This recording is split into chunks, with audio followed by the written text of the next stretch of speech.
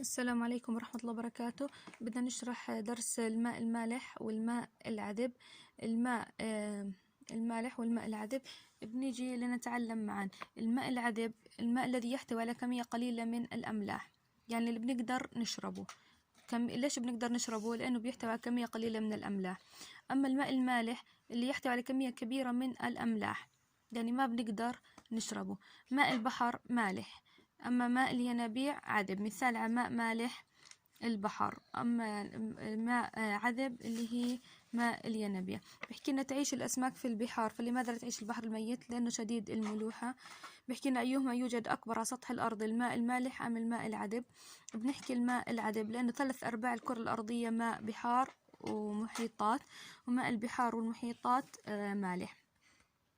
هاي بالنسبة للماء المالح والماء العذب. بنيجي لدورة المياه في الطبيعة. دورة المياه في الطبيعة مهمة جدا جدا. حفظ خطواتها، الخطوات بالترتيب مهمة جدا. تحدث دورة المياه في الطبيعة يحفظها كتابة مهمة جدا. بالإضافة إنه إذا أجت رسمة مثل هيك إنه لازم يعرف إنه إيش بده يكتب فيهم.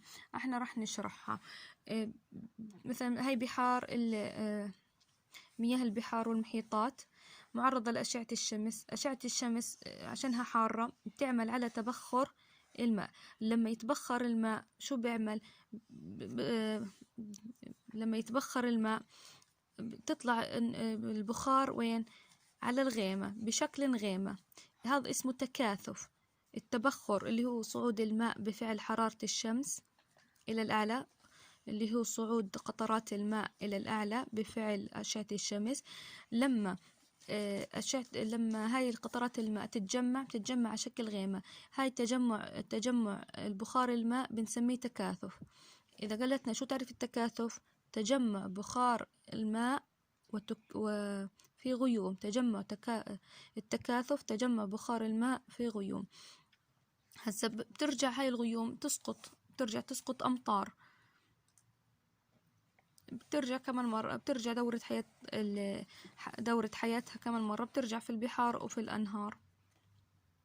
هاي هي إنه كيف بترجع على شكل هطل. الهطل بيكون على شكل يا مطر يا برد يا ثلج. يعني في فصل الشتاء بيبين إنه يا مطر يا ثلج يا برد بنزل. هاي هي دورة المياه، إنه بالأول بتتبخر المي بفعل الشمس، بعدين بتتكاثف بتكون غيوم، بعدين بتتساقط من الغيوم على شكل برد أو ثلج أو مطر. وهيك بترجع عودة مياه البحار والمحيطات من جديد، وبترجع تتبخر وهكذا. حسب بحكي لنا إذا أجت لنا هاي الصورة إنه هاي عنا بحر لما نشوف الأسهم طلع لفوق تبخر. الأسهم طلع لفوق تبخر. من جوات الغيمة نكتب تكاثف اللي هي إيش؟